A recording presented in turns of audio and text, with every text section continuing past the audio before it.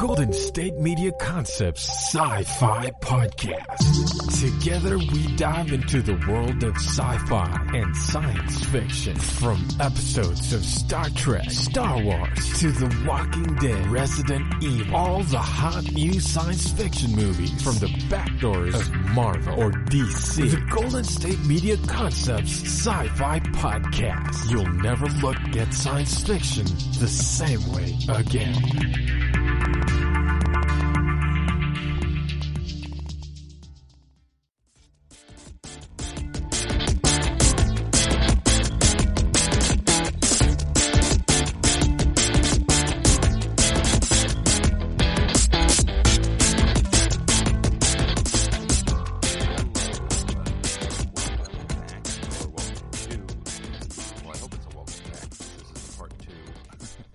Of the podcast from Sunday. Welcome back to the GSMC Science Fiction Podcast, brought to you by the GSMC Podcast Network. My name is Keith, and I am your host today. And we're going to kind of jump right in since this is a part 2. We spent the episode on Sunday doing some analysis of the Blade Runner series, focusing mainly on the book. The two films, Blade Runner and Blade Runner 2049, were released in the 80s and then the 2010s, respectively. And the book was, which is titled Do Androids Dream of Electric Sheep? Which, I'm not sure about the title, but I'm sure we'll get into that. It's like my favorite line. It was published in the 1960s by Philip K. Dick. And in the last episode, we got a lot into the existential undertones and the philosophic ideas that are being portrayed in the book versus what was being portrayed in the films. Which one of the films kind of had a more, well, we didn't get into this in that podcast, but we will in this podcast. Which one of the films kind of more accurately represents the message that Philip K. Dick is trying to send in the book? Which is probably where we'll start. So I finished the book in the last couple of days. I hadn't quite finished it when I first started talking about it. So there are a couple of like retcon things that I want to make mention of. So at the point in which I was in the book, they had not said that androids had a limited lifespan. But shortly after I recorded the podcast, there was specific mention of the brevity of the lifespan of androids, and it was in fact the 4-year lifespan that was portrayed in the original Blade Runner movie, not in Blade Runner 2049. In Blade Runner 2049, the android models that are being portrayed actually went through like an entire life of that included like a childhood and things like that.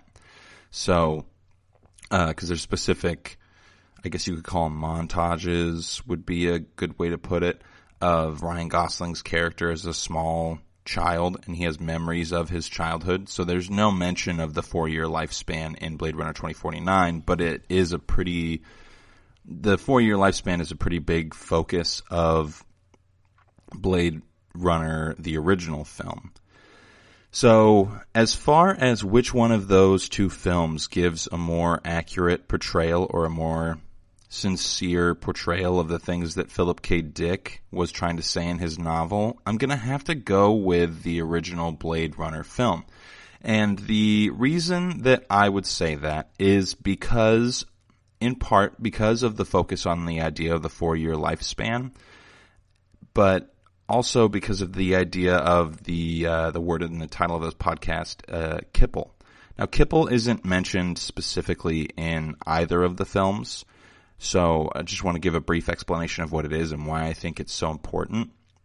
Kipple is this idea that material objects eventually lose their usefulness because of time or perception of individuals. And Kipple is essentially portrayed as this kind of like apocalyptic, existential dread type of thing that will eventually overtake your life if you allow it to accrue in your living space constantly. The accrual of Kipple and the destruction of Kipple are two of the main facets of Mercerism, which is the religious system in the book, which the fact that Mercerism is not mentioned in either of these films, to me, honestly, is really a travesty. Mercerism is a profound commentary on spirituality of individuals in the world of Blade Runner that Philip K. Dick uses as a mechanism to portray deep and meaningful spiritual ideas. Now, I am going to be giving away some spoilers for the book in this particular podcast because I think that in order to talk about the importance of them, it is necessary to acknowledge certain aspects of the plot and how it's pertinent. So if you want to listen to the book, put this particular episode on pause, listen to another GSMC sci-fi podcast, all of which are great. The other co-hosts do a really good job. And then maybe give yourself some time to listen to the book and then come back and revisit this. Or just keep listening. I really don't think that knowing any of the spoilers in this particular book are going to hinder your ability to enjoy it or engage in deep and meaningful analysis with it. So we find out towards the end of the book that Mercerism is a fabricated religion. It is basically the result of, I don't know exactly if it's like a capitalist or a consumerist-based type thing, but it seems like there's some undertones of that type of commentary with the way that Philip K. Dick handles it. But in the book, there are these machines called empathy boxes, and you can essentially dial in a specific number that will allow you to experience an emotional phenomena or a spiritual phenomena in a very specific way. Like they have settings for the desire to watch TV no matter what's on it. They have settings for depression. They have settings for overwhelming joy, for peace, and all sorts of things like that. So you can dial in the feeling that it is that you want to experience, and you can schedule those feelings for different parts of your day. So you can literally dictate exactly what type of emotion you're going to experience as you go throughout your day. And I think it's interesting that Philip K. Dick calls these empathy boxes because towards the end of the film, there's this existential crisis or personal crisis that the Nexus 6 model Roy Batty, who is a character in the original Blade Runner film as well as the primary leader of the Nexus 6 models in Do Androids Dream of Electric Sheep. He has this existential crisis at the end when Mercerism is revealed to have been a false religion, if you will, which it's proven to be false by a gentleman by the name of Buster Friendly, who hosts a television show or a radio show. It's a talk show basically that broadcasts at all hours of the day, all hours of the night. It's basically him just constantly talking about the things that are going on in the world and in the outer colonies. So he does this expose where they reveal that William Mercer, who is supposedly the leader, he kind of serves as a Dalai Lama or a pope kind of a figure, is actually a washed-up alcoholic actor. And he reveals that there was a studio and there was some sort of corporation or organization that created all of these videos of Mercer that are pre-made before people actually watched them. And there's this idea that Mercer is kind of like a martyr who's in constant suffering. And constant suffering is a pretty big theme as you get to the end of the book. There's a bunch of mentions and references to the Sisyphean myth, which we'll go over. And he is kind of trying to, because he knows that Buster is going to reveal this particular fact at the time at which Buster reveals it. And after it is revealed, Roy Batty has this dialogue of saying, well, then what is it that makes humans special? It must be empathy. It has to be empathy. But I think that the idea of an empathy box is something that intrinsically goes against what empathy is, because empathy is, in my opinion, something that is a naturally developed form of connection between individuals, where one individual is able to effectively actualize the experience of another individual and adopt the perception of another individual into their own understanding of the world. But when you artificially create that by saying, oh, I'm going to experience this mood, then you're limited to your experience of that particular mood. And there is a way in which Philip K. Dick kind of counteracts that, and we'll get to that right after we take our first quick commercial break. Want to find out what movies to go see? Then check out the GSMC Movie Podcast. It's your ticket to the latest movies, whether it's a new blockbuster event, romantic, comedy, or action flick. This show has got it all covered. They talk some what to go see now, don't bother, what's hot on Netflix, and everything in between. That's GSMCpodcast.com/movie-podcast. When it's all about the movies, it has to be this new show. Don't forget to like them on Facebook and follow them on Twitter. Visit GSMCpodcast.com for more info.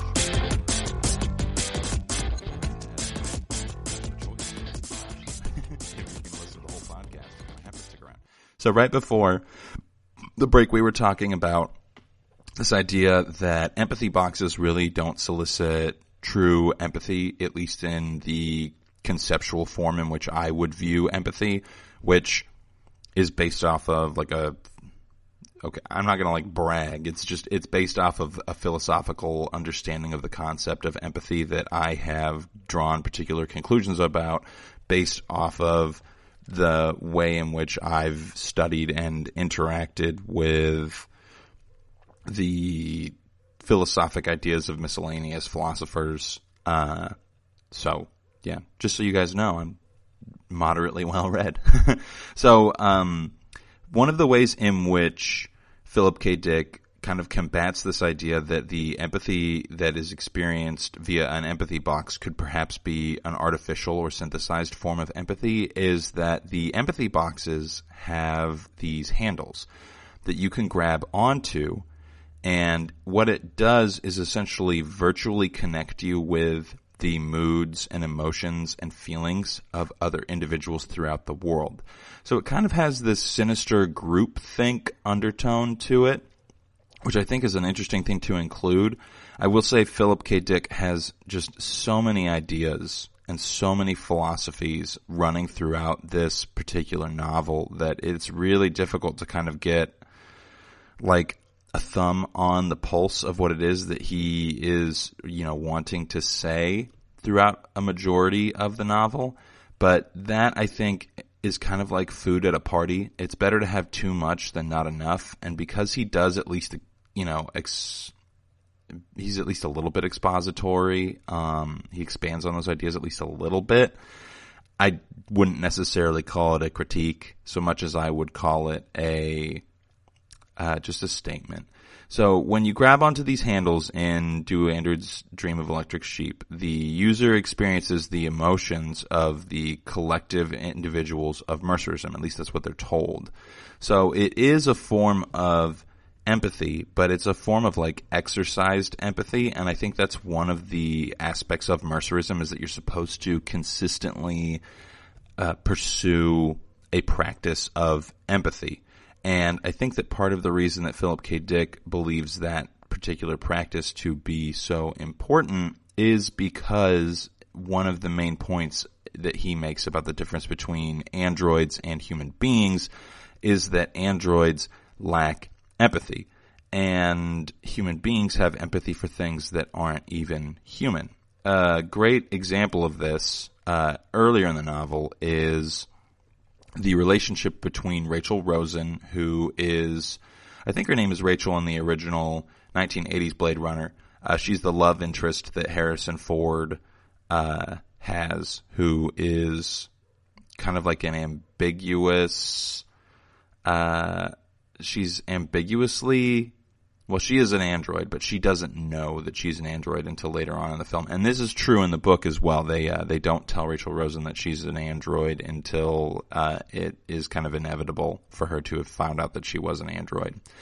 And Harrison Ford's character finds himself being sexually attracted to Rachel Rosen, and he has these feelings despite the fact that he knows that she is an android.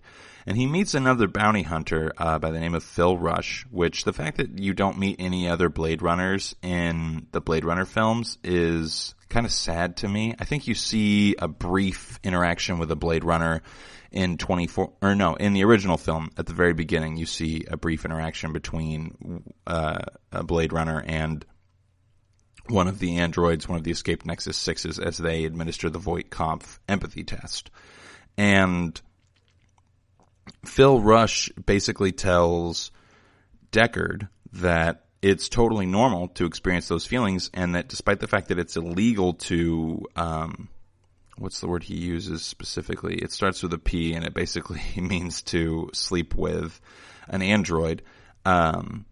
It'll come to me later, and I'll just randomly say it, so I do apologize for that moment of revelation that is inevitable.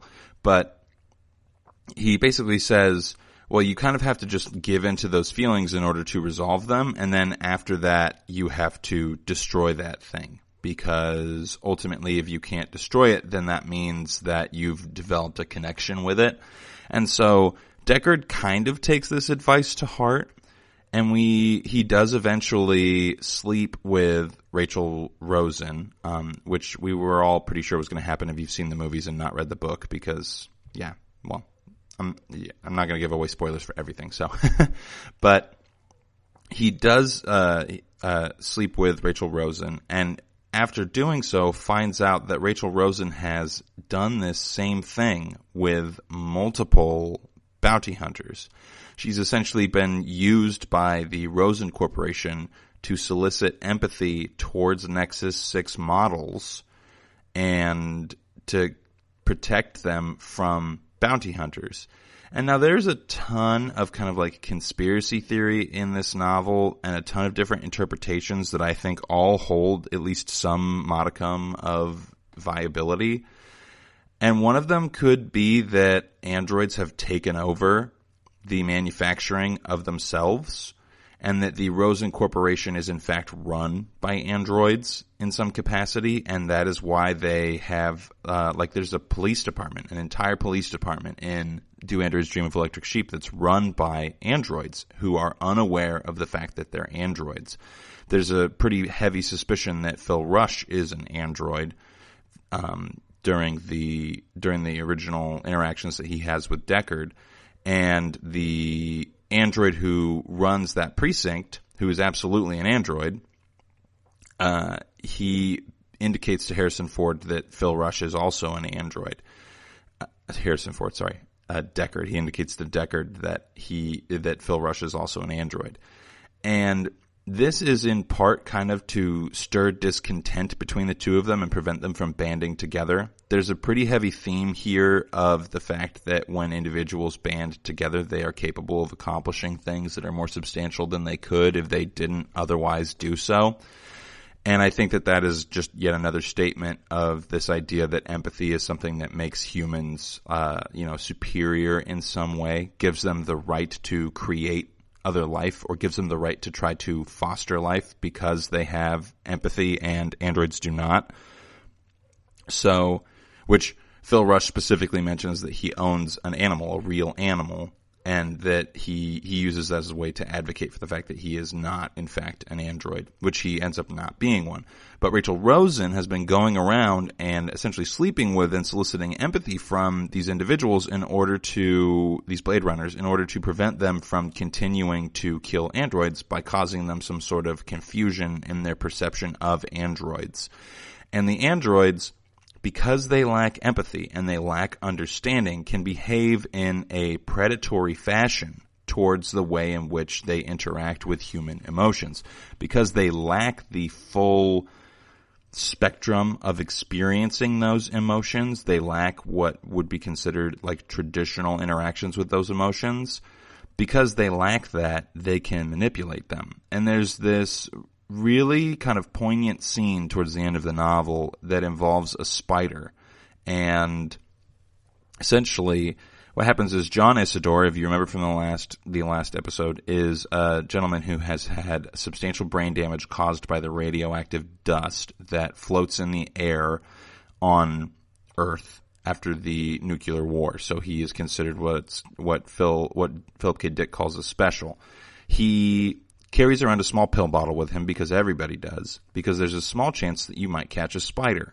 And spiders are something that I think it's interesting that Philip K. Dick included as having lived through the war.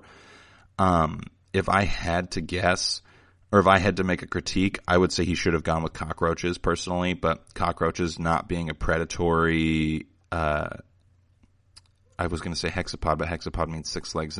Not being a predatory arthropod would not necessarily make them as good of a symbol as spiders do, because spiders are solitary predators 95% of the time. I know there's a few species of spiders that hunt in groups, but because they're solitary predators, they operate with the world in a different way. And we're going to kind of talk about that real quick after this next commercial break.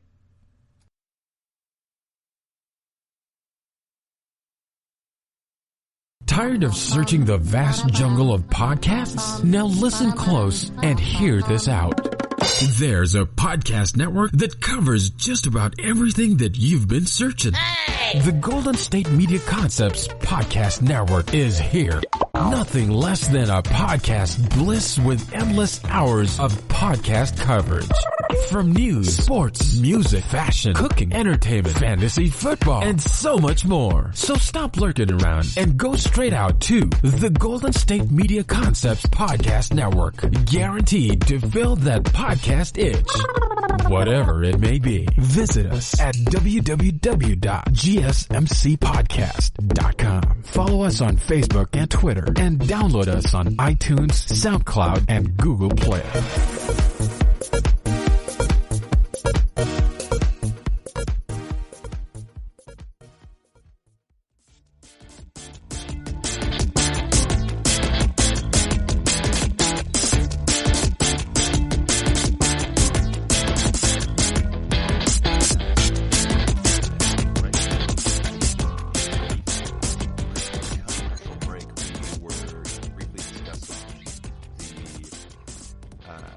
Spiders served as such a good, like a symbolic or a metaphoric representation of androids. So because androids lack emotions and they lack the ability to have empathy with other individuals of their quote-unquote species, the use of a solitary predator is really just a good representation of what it would be like for an android to interact with the world, because they don't view other things as individuals. They ultimately view them as objects. And now this is something, if we are looking at the understanding of philosophy and psychology and bringing those two things together, in a lot of modern thought, we interact with the world via objects in all cases.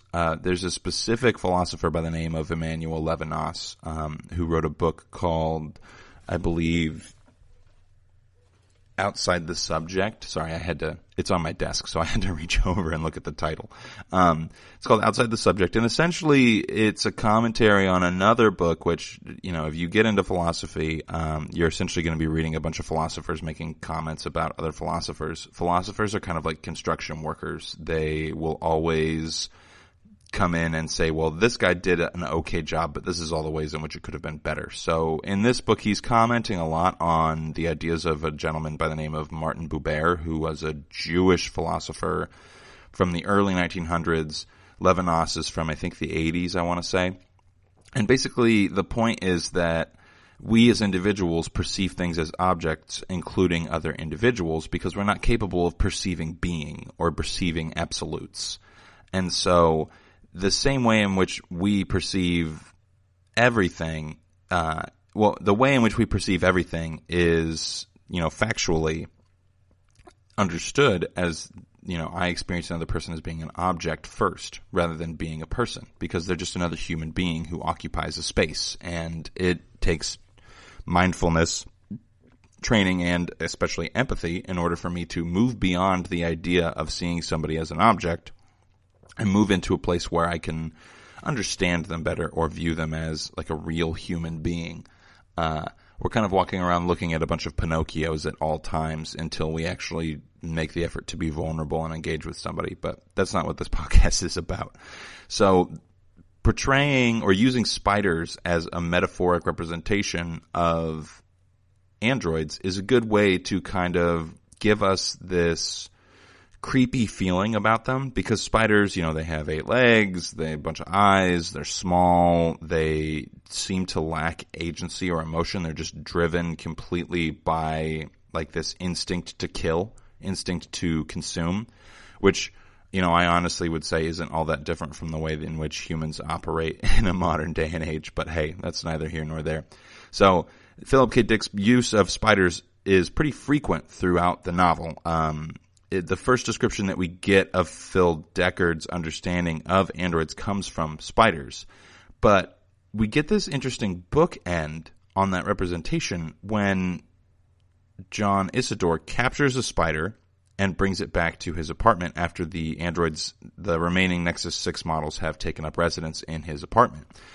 And they look at the spider, and the leader of the group essentially says, like, well, why does it have 8 legs? That just seems so purposeless. It doesn't need all 8 of its legs. That's ridiculous. So why don't we see if it could get by on just 4? That's too many legs. 8 legs is too many. So they proceed to pluck the legs off of the spider using cuticle cutters, which is, it's just a spider. So ultimately, the reader isn't all that horrified at this particular interaction, but Isidore is, because what we have to remember is that Isidore is a practitioner of Mercerism, and Mercerism believes that all life has value and that it shouldn't be manipulated via or for the gain or the knowledge of other individuals. It should just be allowed to perpetuate its existence. Which is why there's kind of this dichotomy between living organisms and Kipple, but classic Keith catchphrase. We'll get to that later. So one of the androids plucks the legs off of this spider until there's only 4 left. And the spider, of course, does not take this very well and becomes sluggish. And Isidore tries to put it out of its misery. Roy Batty says no, it needs to survive. But it's interesting to me that it's an android that takes this spider, who is supposed to have been representative of androids the entire novel, and plucks its legs off and essentially says that, or it makes it kind of useless and sentences it to die. And I think that in a weird way, Philip K. Dick is making a commentary about the way in which the androids interact with the world, in that because they lack understanding and empathy towards other living things, they will eventually cause themselves to die out. But I think in the same way, because a lot of the things about androids are supposed to represent archetypal versions of human beings, Philip K. Dick is actually making a commentary about human beings and about human nature through the interaction of Pris, who's the android that plucks the spider's legs off, through the interactions of Pris and the spider. I think Philip K. Dick is essentially saying that humanity without the practices of mindfulness and empathy falls into complete and total chaos, and falls into the habits of instinct and does not know how to overcome them. And this is why I think Mercerism is such an important thing in the novel, because Mercerism is a practiced form of meditation, practiced form of mindfulness, and a practiced form of posturing in the way that I believe religion is truly intended to be interpreted. I will just briefly get into some theology here. A lot of individuals believe that organized religion serves to, create morality or to give purpose to life. I personally think that if you really look at the intention of most religious texts, you're going to come to the conclusion that the purpose of religion serves ultimately the same purpose that human genetic and instincts do, which is to perpetuate the existence of an organism in the most prosperous way possible. And I think that Philip K. Dick is probably trying to say approximately the same thing, which is, look, if you don't view other things as being real, as having agency or as having purpose, then ultimately what you end up doing is hamstringing not only them, but yourself. And you will eventually, bring about your own demise, which all of the androids are eventually killed. At least the Nexus 6 models that Deckard is hunting are all eventually killed by Rick Deckard. And in fact, he kills Roy Batty very quickly after this scene with the spider. So I think that that's just a really good way for him to bookend that particular conflict of the novel and bookend that symbolism, as well as make profound commentary on the way in which human beings interact with the world. Because Roy Batty goes on this rant about how, it must be empathy that makes humans special. But androids are ultimately supposed to be representative in the novel of aspects of humanity that lack empathy, and most of us do lack empathy, myself included, really lack empathy. It takes a lot of mindfulness, a lot of self-development in order to develop what could be considered true empathy, and philosophers have been saying that since Aristotle and Socrates. So we're going to keep talking about this. We'll wrap up this particular subject and then talk about the Sisyphean myth right after this quick commercial break.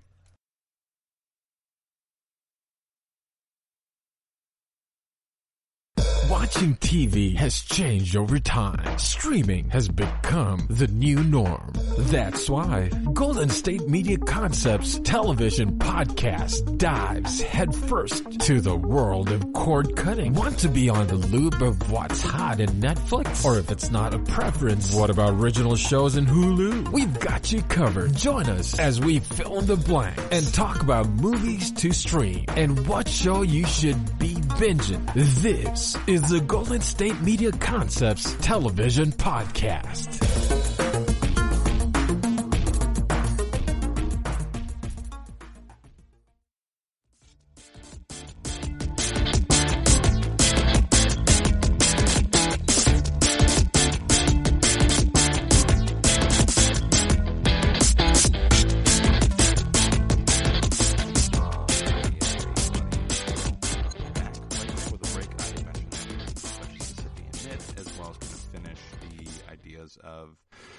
Philip K. Dick's commentary on empathy and mindfulness, and ultimately the fact that we as individuals lack the ability to inherently have true empathy.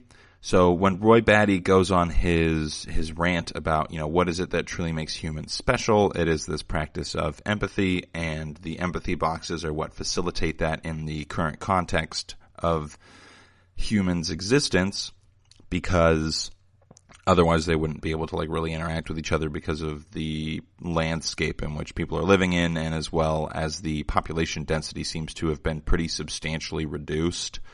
So, yeah. And then moving on from that, so we're going to get into the Sisyphean myth now. So, a lot of the end of the book relies on this mythos from Greek mythology, or this idea from Greek thought, which is the idea of fatalism. And that is that there's kind of a particular destiny that's been ascribed to you prior to your birth that you have no control over. So this is a principle or an idea that's present in nearly, in almost every famous work of Greek mythology or drama. We see a pretty heavy prevalence of the ideas of fatalism. Oedipus Rex. Is it called Oedipus Rex? I don't know. Anyway, Oedipus, the story of Oedipus, which, you should be familiar with. Then there's Sisyphus, and then a big one is Prometheus Unbound, which is one that I have actually read. So we'll kind of, be moving between Prometheus Unbound, the themes in there, as well as the myth of Sisyphus. So I don't know exactly why it is that Sisyphus is sentenced to the punishment that he is, But the myth of Sisyphus, goodness, that's a tongue twister, is that there's an individual who does something to upset or anger the gods, who, as you know, if you listen to or, read about Greek mythology, are very spiteful and petty gods. So this individual upsets them, and as punishment, he is forced to carry a giant boulder up to the top of a hill and place that set that boulder down, and then watch it roll down the hill to the bottom of it, walk down, and then do it again. And this is a process that takes him all day, every day. I think it's supposed to occur in perpetuity. So another example of this with Prometheus Unbound is that Prometheus brings fire to, and the reason I'm mentioning Prometheus Unbound is because I feel like 90% of science fiction novels really rely on this principle of the introduction of new knowledge and then the punishment of having introduced that new knowledge, as well as the fact that that punishment echoes in some form of eternity unless otherwise interfered with by some form of enlightenment. And those are all like very symbolic interpretations of the myth of Prometheus, so I will go over that myth real quick right now. So Prometheus brings fire to humans after the original flood that Zeus uses to wipe out humanity because they want a hard reset. I don't know if that sounds familiar to you, but it sounds familiar to me. So after the initial destruction of humankind, when they bring humans back, they lack the ability to establish civilization and society, because the biggest reason that Zeus wanted to wipe them out in the first place was because he felt that civilization and society was intrinsically evil in some capacity. So he wipes out humanity via a flood, and when they come back, they don't have anything, and Prometheus brings them fire so that they can cook their food and begin building civilization again. Well, upon learning this, Zeus gets incredibly upset because he basically says, I was trying to accomplish this thing, Prometheus, why are you messing it up? And Prometheus is a titan, so he's not really a god, and so he's probably already got some animosity that the gods feel towards him because the gods had to... Anyway, we don't need a Greek mythology lesson here. I apologize. Zeus ties Prometheus up to a rock in the underworld, and this is specifically mentioned in Dante's Inferno, and it has its own play, Prometheus Unbound. So he ties him up to a rock and then puts a buzzard in the underworld with him, and the buzzard's singular job is to fly down, tear open Prometheus's guts, eat his liver, and then fly away. And then Prometheus, being immortal, heals again. And then the next day it happens again. And this torture happens in perpetuity until Prometheus is freed by, I think Hercules is who frees him in the original mythos. I'm not totally sure, so correct me if I am wrong. But these two things, Sisyphus and Prometheus, are the primary examples of fatalism, in that you have a fate that you cannot avoid, and that fate is intrinsically filled with an incredible amount of suffering that is repetitious and impossible to avoid. And there are so many specific references to the Sisyphean myth at the end of this novel that I felt that there's just no possible way to talk about what it is that Philip K. Dick is trying to say in the novel without making mention of it. And he's mixing all of these incredibly lofty ideas in a way that you can really only get in a science fiction novel, because if you tried to do this in a novel about things that we're familiar with, I just feel like we would almost completely miss it. The story would have to be so engaging and the characters so profoundly human that we would be distracted by the fact that they were going through these incredibly symbolic things. Or we'd be distracted enough to realize that they are going through these incredibly symbolic experiences. So Deckard has this huge conflict at the end of the book about whether or not he's going to be able to continue being a Blade Runner. And it's not as if he has access to a ton of other career options, because being a bounty hunter isn't exactly a great resume builder. At least that's what it seems like he is indicating towards the end of the novel.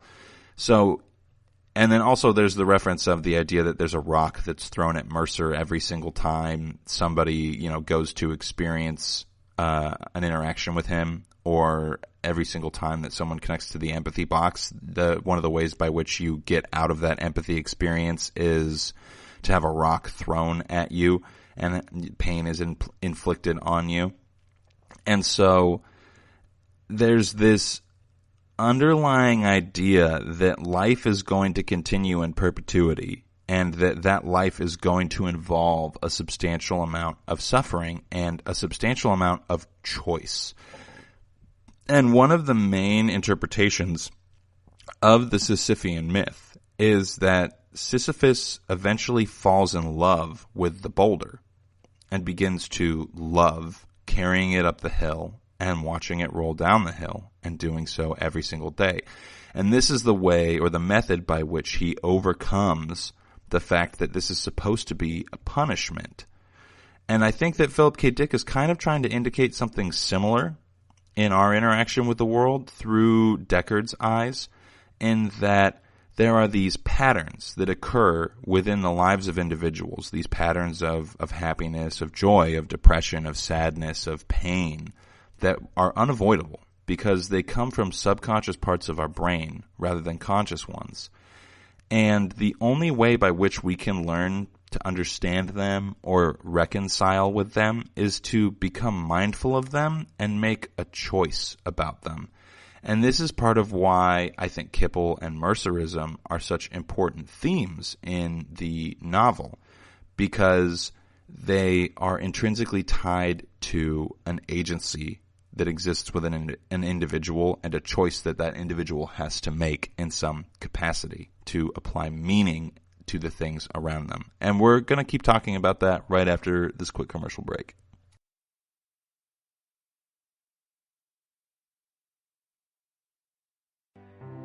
The GSMC Life and Happiness Podcast takes you on a journey of exploration. We'll discuss tried and true methods alongside the latest trends of how to best live your life to its fullest and happiest. From psychology to meditation, science to self-help books, the GSMC Life and Happiness Podcast will help you to discover what makes you happy and how you can live life being the best you possible. Download the GSMC Life and Happiness Podcast on iTunes, Stitcher, SoundCloud, Google Play, or anywhere you find podcasts. Just type GSMC in the search bar.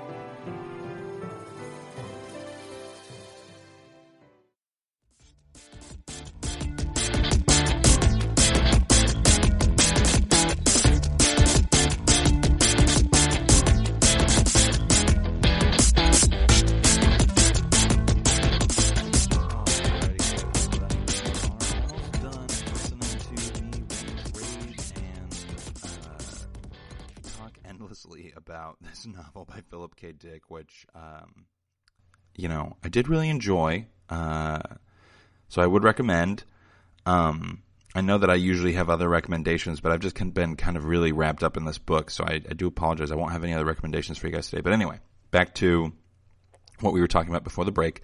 I had mentioned again the ideas of Mercerism and Kipple and choice and agency and Sisyphus and all this stuff. So we're getting towards the end of the novel here, towards the end of my analysis on it. So I really want to kind of wrap it up. So if I were to wrap it up and put it all, tie a bow around it in this particular aspect, Kipple is a profoundly insightful way by which Philip K. Dick talks about the temporality of things. As even in the 60s, there was a substantial emphasis, or there has always been a substantial emphasis in the acquisition of material possessions. And Kipple is basically this idea that material possessions only have as much worth as you can apply to them as an individual. So it's not that the desk that I'm sitting at has intrinsic value. The desk has value because I've made it valuable. But if I choose to no longer use this desk, then it becomes not valuable and therefore becomes Kipple. And this is something that is a very important aspect of Mercerism, is that the things around you, you should not allow your life to be consumed by Kipple or useless things. And I think that what Philip K. Dick is saying here is essentially that you shouldn't allow your life to be consumed by material things that have value, quote unquote, because at some point they were valuable. Things should have value because they are perpetually valuable.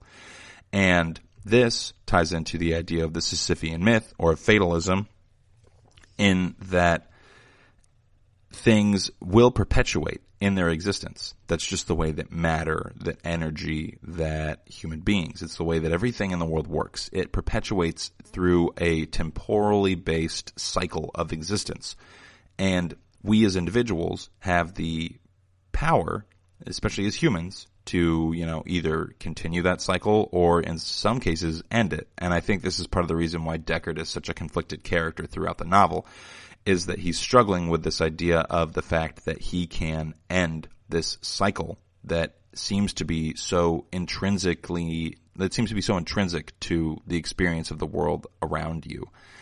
And the reason that ties into the Sisyphean myth is because that suffering is kind of similar to, you could basically say the suffering is a direct reference to material possessions, right? So the boulder is a material thing that causes suffering for Sisyphus because Sisyphus is forced to carry it up the hill. And we could look at this, through a very straightforward analogy and say, well, it's kind of like trying to move a piano up the stairs. And you want to own this piano, but you never play the piano. Well, then why are you going to move it up the stairs all the time? The piano has become Kipple. But if you love the piano, if you play the piano all the time, then every time you move somewhere, that piano is going to go with you. And you're not going to be upset that you have to move it up the stairs. You're going to be joyful that you have a piano that needs to be moved up the stairs. And this is exactly, I think, what the best and most, in my opinion, healthy interpretation of the Sisyphean myth is that there is no way to avoid the accrual of things that have purpose in one particular time period, but eventually don't have purpose, or eventually lose their purposefulness in another time period.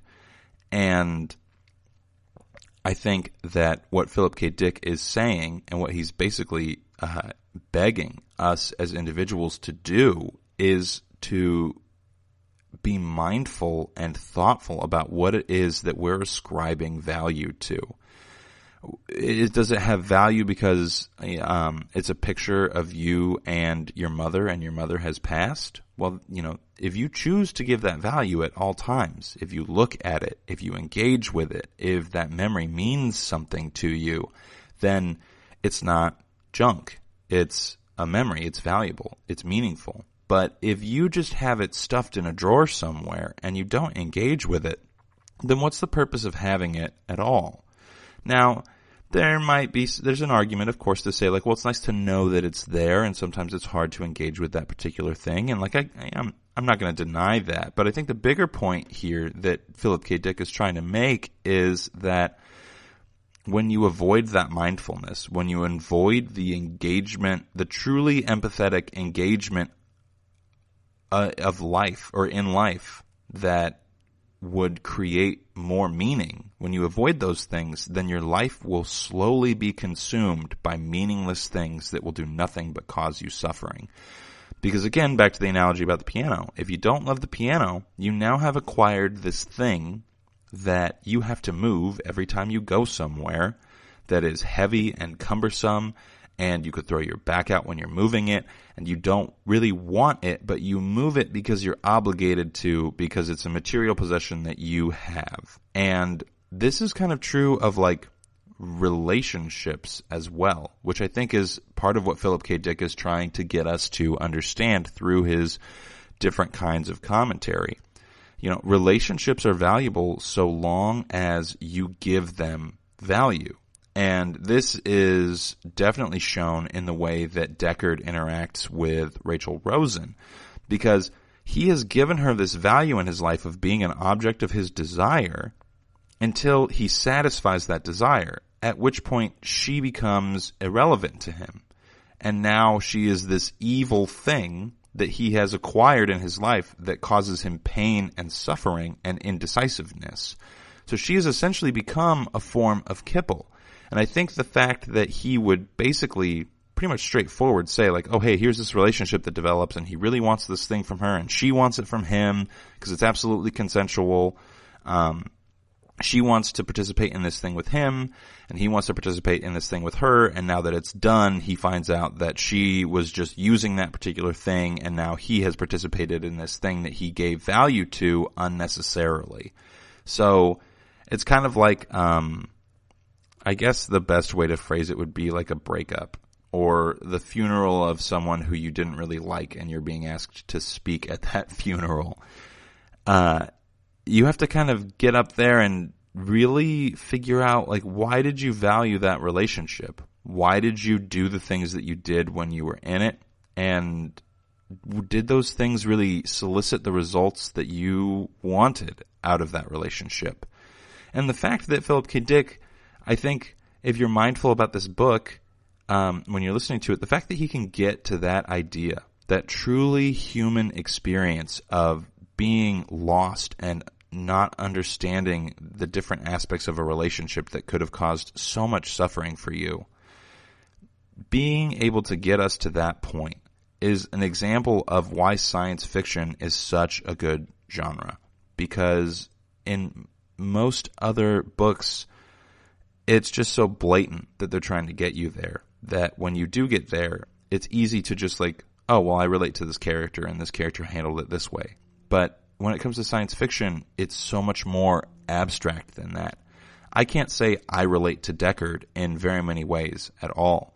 What I can say is that I relate to Deckard in the sense that he interacts with the world in a specific way. And how do I interact with the world in similar ways? And I think that the answer ultimately is that, like, Deckard is forced to become mindful. And the thing that's alien in the novel isn't necessarily the androids. The thing that's alien is this abstract idea of the human experience itself, that nobody possesses the actualization of the full human experience. Nobody truly understands this thing that we believe to be intrinsic to our interaction with the world is the alien. The alien in the novel is the human experience. It's a character that exists outside of the realm of knowledge of every other individual who's interacting with the world. Not a single person in the entire novel has a solid grasp on what the human experience truly means and what makes something human. And the fact that he kind of hides the alienus novus in this novel so effectively is, I mean, I just think it's a great accomplishment in storytelling. So we're going to take one more quick commercial break, and when we get back, we'll kind of wrap this up. I'll talk about the ending of the book, and then we'll get you out of here. We'll be right back.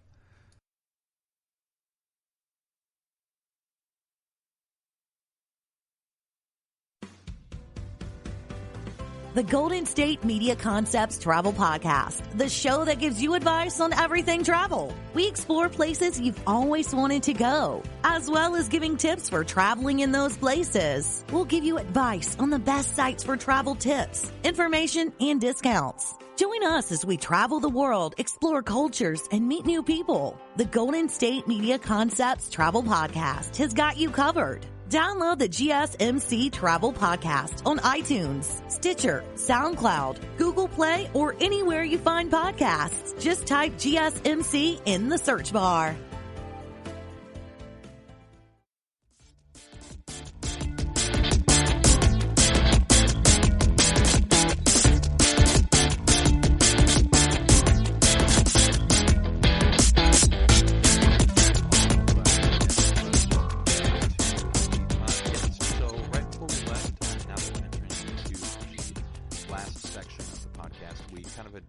This idea of the Sisyphean myth and what pertinence that has to the ideas in existential philosophy and how it is that Philip K. Dick was going about portraying that particular illusion and what it was that he was trying to say in using that illusion as a storytelling device. And I wanted to kind of talk about the ending of the novel because I think that like most novels, the ending is incredibly important to understanding what exactly is being said by the author. So the ending of Do Androids Dream of Electric Sheep is essentially this very quick series of events that occurs after Rick Deckard finishes retiring the last of the androids, the Nexus 6 androids that had escaped from Mars. So he follows them to the apartment that they're living in with John Isidore, is able to kill them all thanks to assistance from a variety of sources, but the primary one is from Mercer himself. And what I think is really interesting about the fact that he would include Mercer as one of the ways by which Deckard is able to simultaneously find some enlightenment, but also be put in a place of deep and dark depression and worthlessness, and also, helps save his life from being killed by the Nexus 6 androids, who had a very good plan in place to ensure that they were not killed by him. The fact that he would include Mercer after Mercerism has been proven false, I think, is kind of trying to make a statement about, well, I don't know if it's making a statement about anything in particular for the point that I'm about to make, but in my opinion, I think that he is trying to imply that there's been a substantial change in Deckard's interactions with the world in a way that he can't come back from. He's achieved either some form of enlightenment or something else that has made it impossible for him to return to his life as it was before. And that is a pretty common trope in a lot of stories that take these long journeys while looking for something specific. Ultimately, the ending of that journey is that the results aren't as satisfactory as you had originally hoped for them to be, and the enlightenment that you find at the end of that journey isn't as powerful or as meaningful as you had originally thought it would be.